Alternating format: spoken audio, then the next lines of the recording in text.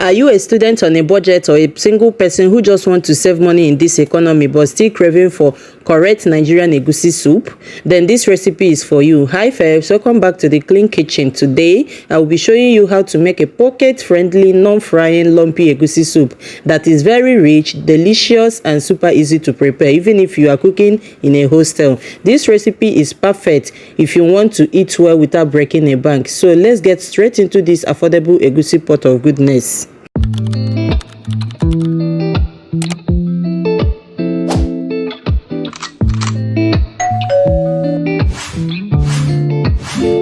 Alright, so in a pot, add in your washed meat. After that, you add your stockfish. What is egusi soup without stockfish anyway?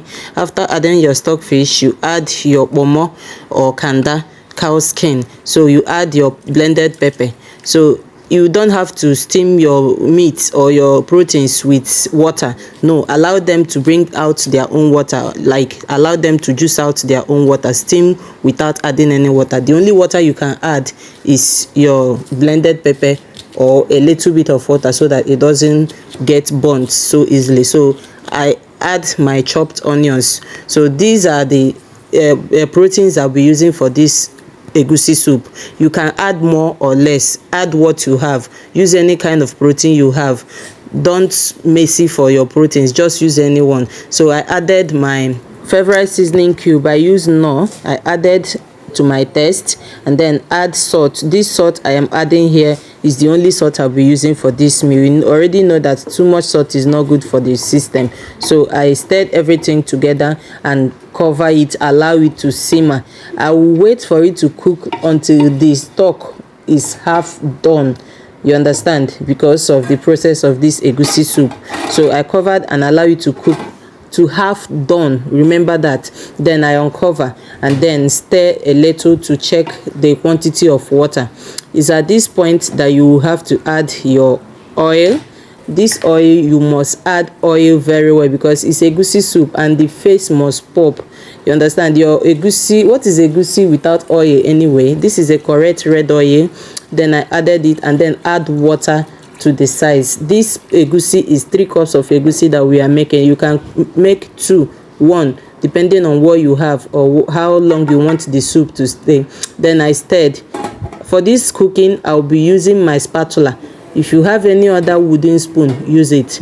Then the essence of using spatula is so that your pot will not burn even before your egusi soup will be done. So at this point, I added my dry fish. This dry fish is combination of any other dry fish you can get and mangala, if you know what mangala is. Then after that, I added my blended crayfish. Very important. Then don't add all of your crayfish at one go. You can add half and keep the rest for later. Then I added my blended pepper to my taste and then cover and allow it to continue cooking. Then in a bowl, I added my 3 cups of egusi and then I'll be mixing it with cold water, like room temperature water from your kitchen normally. Then mix it till you get this consistency that I have here. It's okay if you use spatula or spoon to turn your egusi, but in African home where I come from, there's this feeling using your bare hands to do some things in the kitchen gives, and that is why I am using my clean wash hand to mix this egusi. So this is the consistency you'll be getting. Now it's time to add our egusi into our soup. Now I will be adding it bit by bit, like ball by ball. I will not just scoop everything inside. I will add it because we are aiming at getting a lumpy egusi soup. So I add lump by lump, ball by ball, as the case may be, and then I will cover without turning it. I won't stir.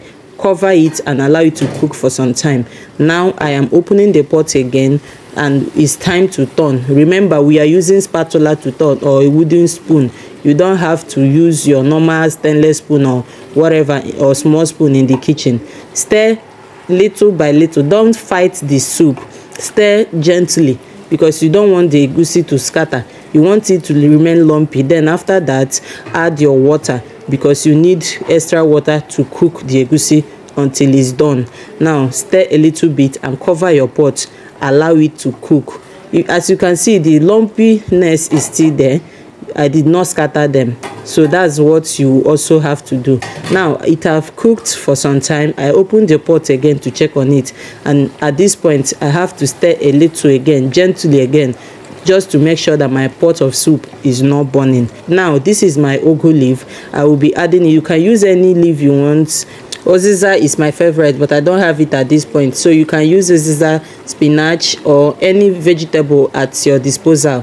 Then use it, and then remember that you don't stir anyhow, just stir gently too, and your vegetable doesn't have to cook too much. Stir and allow it to cook a little, and then you add that remaining crayfish, and then you turn off your gas or your cooker.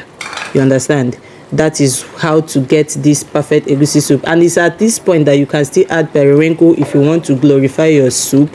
You remember, this soup is very simple. The aim is just for you to cook an affordable egusi, lumpy egusi soup. And as you can see, our soup is ready and done. This is the soup after you must have turned off your gas. You understand? The soup is delicious, rich, and ready for pocket-friendly soup. And you can scoop and then serve with any swallow of your choice: semo, garri, amala, fufu, any soup of your choice at all. Just enjoy your pocket-friendly egusi soup as a single person, as a student, or even a married woman who is still struggling with the economy. This soup is pocket friendly. You don't have to break a bank to enjoy this delicious pot of goodness. So first, if this video is helpful, let me know by liking, subscribing, and giving this video a huge thumbs up, and also sharing. Comment your favorite part of this video, and I'll be seeing you on my next one. Bye.